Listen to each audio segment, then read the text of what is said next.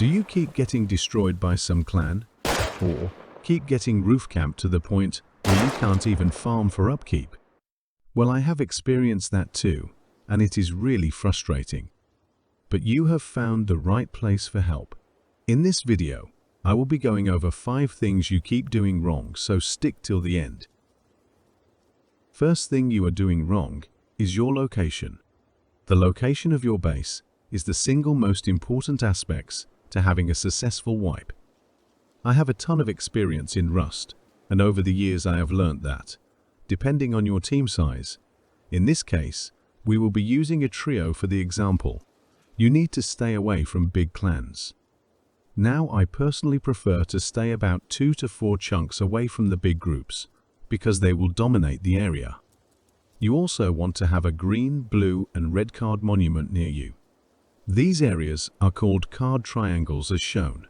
In this case, you want to build as close to the green card or tier 1 monument, because the big groups will be running back and forth between the bigger monument and you will get caught in no man's land, where all the fighting is happening. I also prefer to build near the snow area because it contains a ton of building material for your base. Now, many people think it's bad having neighbors, but if you are a good Rust player, this can actually be to your advantage. Now, obviously, don't build next door to your local roof camper or the giant clans. You can exploit your neighbors for resources, guns, and components. But don't door camp or roof camp them unless they start, of course. You want to stay relatively close to a forest for the wood. The next thing you are doing wrong is wasting your time. Now, you might think that you are really productive, but almost in every case you could have been more productive. For an example, let's say you just sorted your boxes and think you deserve a break. Nope, you don't, because every node you want, somebody else wants. So you need to go do things whenever possible. Unless you are crafting things or filling furnaces, you don't need to be in your base. You could be farming and expanding your base or taking a monument. So next time you are sitting in the base and watching YouTube, you should be reminded about what you could do with that time. Third thing you are doing wrong is either building a way too big base or way too small base for your team size. Building a giant base will warn the raiders and they will start thinking of a way to early raid you. And the same with way too small base.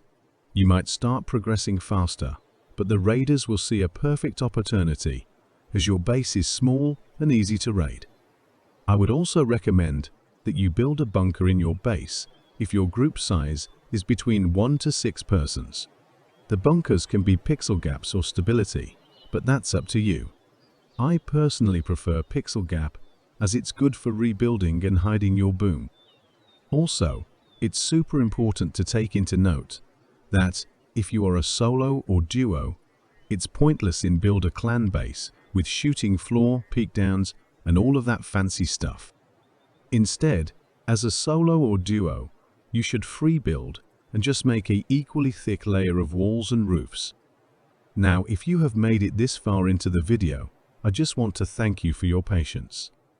Please consider to like and subscribe for more of my amazing content.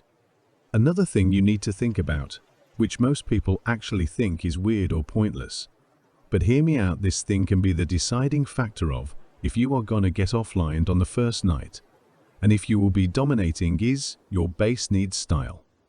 Now, what do I mean by style? It needs to look scary. If you build a crappy base that just looks weird, people are gonna think you are a noob and will mess with you. But if you have a big, scary base with a giant compound wall and scary roof, people are gonna stay away because they are gonna think you are a tryharder. I would also not recommend that you build YouTube-based designs if you have over 2K hours of experience, because people are starting to identify base designs, and suddenly they know exactly where your TC is. And also, you should know how to build your own custom-based designs by 2K hours. Last thing is also a really important factor, and it gives more story to your Rust wipe. You need allies. In all of my best Rust wipes, I have had some form of alliance or friendship with another group. It makes life easier and you guys can trade or raid together. Maybe you guys can even form friendships and have virtual wipes together. Now that was it for today's video. I hope you learned something and you and your friends will have fantastic wipes. I also want to thank you guys for listening till the end. It really means a lot to me. Now that you have listened to the end, you most likely found my content entertaining, so therefore, I think you owe me a like and subscribe. See you next time.